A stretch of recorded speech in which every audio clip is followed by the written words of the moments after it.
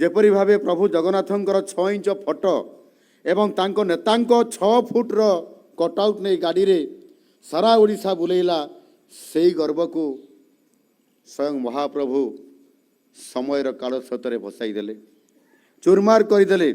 କଥାରେ ଅଛି ଅତି ଗର୍ବେ ହତ ଅଲଙ୍କାର, ଏହା ହେଉଛି ସବୁଠାରୁ ବଡ଼ ପ୍ରତିଫଳନ। 2024 ନିର୍ବାଚନରେ ମୁଖ୍ୟ ପ୍ରସଙ୍ଗ ଥିଲା ଓଡ଼ିଆ ଅସ୍ମିତା।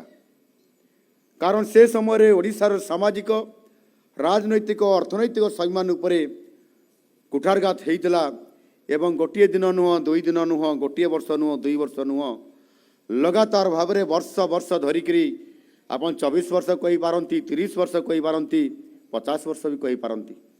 ଏପରିକି କୋଟି ଓଡ଼ିଆଙ୍କର ପ୍ରାଣ ପ୍ରଭୁ ଜଗନ୍ନାଥ ଯିଏ ନିଜେ ସ୍ୱୟଂ ଓଡ଼ିଆ ସମ୍ମାନର ପ୍ରତୀକ, ତାଙ୍କୁ ଭୋଟ ପାଇଁ ବ୍ୟବହାର ମଧ୍ୟ କରାଯାଇଥିଲା। ଇଏ ବଡ଼ ବିଚିତ୍ର ପରିବେଶ ତିଆରି ହୋଇଥିଲା ଆମ ଓଡ଼ିଶାରେ।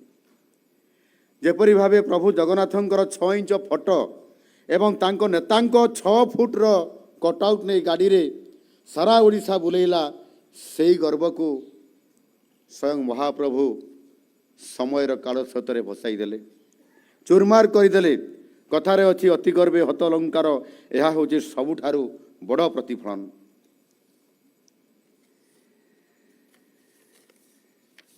ଆମେ ସେ ସମୟରେ ଓଡ଼ିଶାର ଜନସାଧାରଣଙ୍କ ପ୍ରତିଶ୍ରୁତି ଦେଇଥିଲୁ ଯେ ଓଡ଼ିଆ ଭାଷା ସାଂସ୍କୃତିକ ସ୍ୱାଭିମାନକୁ ଆମେ ସର୍ବାଗ୍ରେ ରଖିବୁ।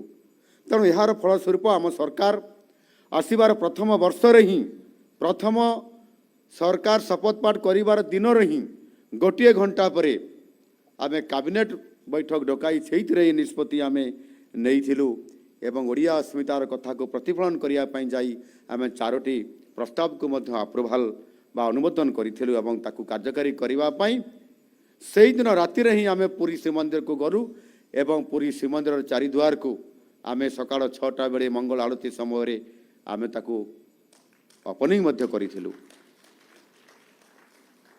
ଏହି ପକ୍ଷ ପାଳନ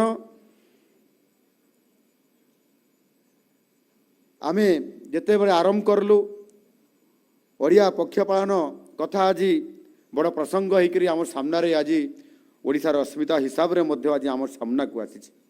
ଏହି ପକ୍ଷ ପାଳନର ମୂଳ ଲକ୍ଷ୍ୟ ହେଉଛି ଓଡ଼ିଆ ଅସ୍ମିତା। ଏହି ପକ୍ଷ ପାଳନର ବିଶେଷ ଦର୍ଶନ ହେଉଛି ଆମ ଶିକ୍ଷା, ଆମ ଶାସନ ଏବଂ ସମାଜର ପ୍ରତିଟି କ୍ଷେତ୍ରରେ ଓଡ଼ିଆ ସ୍ୱାଭିମାନକୁ ଜାଗ୍ରତ କରିବା, ପ୍ରାଣବନ୍ତ କରିବା। ଏହି 14 ଦିନର ଗୌରବ ଯାତ୍ରା ମଧ୍ୟରେ ଆମେ ଅନେକ ମାଇଲଖୁଣ୍ଟ ସ୍ଥାପନ କରିଛୁ। ଏପ୍ରିଲ 1 ଉତ୍କଳ ଦିବସ, ସ୍ୱତନ୍ତ୍ର ଓଡ଼ିଶା ଗଠନର 9 ବର୍ଷ ପୂର୍ତ୍ତି ଅବସରରେ ଆମେ ଏକ ବିକଶିତ ଏବଂ ସମୃଦ୍ଧ ଓଡ଼ିଶା ଗଠନର ସଂକଳ୍ପ ନେଇଥିଲୁ। ଆମ ପୋଷାକ, ଆମ ପରିଚୟ କାର୍ଯ୍ୟକ୍ରମ ପାଳନ ଅବସରରେ ସମ୍ବଲପୁରୀ ଠାରୁ ଆରମ୍ଭ କରି ବ୍ରହ୍ମପୁରୀ ପାଟ ପର୍ଯ୍ୟନ୍ତ ଆମର ପାରମ୍ପରିକ ହସ୍ତତନ୍ତ ପୋଷାକ ପିନ୍ଧି ଆମେ ସମଗ୍ର ବିଶ୍ୱକୁ ଓଡ଼ିଆ ପରିଚୟର ଆମେ ବାର୍ତ୍ତା ଦେଇଛୁ ଏବଂ ସାରା ବିଶ୍ୱ ଦରବାରରେ ଆମେ ଏହାକୁ ପହଞ୍ଚାଇ ପାରିଛୁ। ଶିକ୍ଷା ହିଁ ସମାଜର ମୂଳଦୁଆ।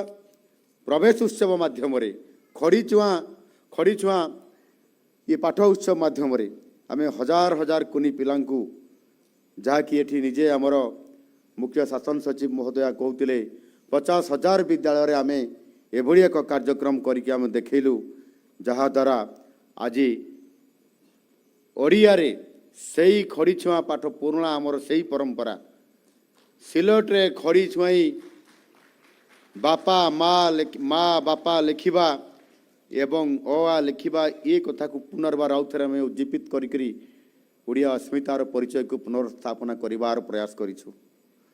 ସେହି ଭାଷା ପ୍ରତି ସମ୍ମାନ ଜଣାଇ ଆମେ ବ୍ୟବସାୟିକ ପ୍ରତିଷ୍ଠାନରେ ଓଡ଼ିଆର ନାମ ଫଳକ ଲଗାଇବା ପାଇଁ ଏକ ବଡ଼ ଜନ ଆନ୍ଦୋଳନ ସୃଷ୍ଟି ମଧ୍ୟ କରିପାରିଛୁ। ଆମର ଐତିହ୍ୟ ସ୍ଥଳଗୁଡ଼ିକର ସୌନ୍ଦର୍ଯ୍ୟକରଣ କରିବା ପାଇଁ ହଜାର ହଜାର ଯୁବଗୋଷ୍ଠୀ ସେମାନଙ୍କୁ ଆହ୍ୱାନ କରିବା ଫଳରେ ସ୍ୱେଚ୍ଛାକୃତ ଭାବେ ସେମାନେ ନିଜେ ଆସି ସାମ୍ନାକୁ ଆସିଲେ ଏବଂ ନିଜେ ଆସି ସେଥିରେ ସମାଧାନ କରିକରି ଏହାକୁ ସ୍ୱତନ୍ତ୍ର ଭାବେ ଏ କାର୍ଯ୍ୟକ୍ରମରେ ସେମାନେ ସାମିଲ ହୋଇପାରିଛନ୍ତି। ଏହି ପକ୍ଷର ଦ୍ୱିତୀୟାର୍ଦ୍ଧ ଆହୁରି ଅଧିକ ପ୍ରଭାବଶାଳୀ ହୋଇଥିଲା। ଏହାର ସଫଳତା ପରିସଂଖ୍ୟାନରେ ପ୍ରତିଫଳିତ ହେଉଛି। ଆମର ଆଗାମୀ ପିଢ଼ିକୁ ଭାଷା ସହ ଯୋଡ଼ିବା ପାଇଁ ଏହି ଦିନ ସାରା ରାଜ୍ୟରେ 18,000ରୁ ଅଧିକ ବର୍ଣ୍ଣବୋଧ ଏବଂ ଶିଶୁଲେଖା ପୁସ୍ତକ ମଧ୍ୟ ବିତରଣ କରାଯାଇପାରିଛି। ପିଲାମାନେ ଆମ ପରମ୍ପରାର କାହାଣୀ ଶୁଣିଛନ୍ତି, आउ शिखिछन्ति मध्य एहा द्वारा ओडिया भाषा ओडिया शिशु साहित्य पारंपरिक चिंताधारा सहित पिलामाने एक मनस्तात्विक स्तर रे जोड़ी होइछन्ति।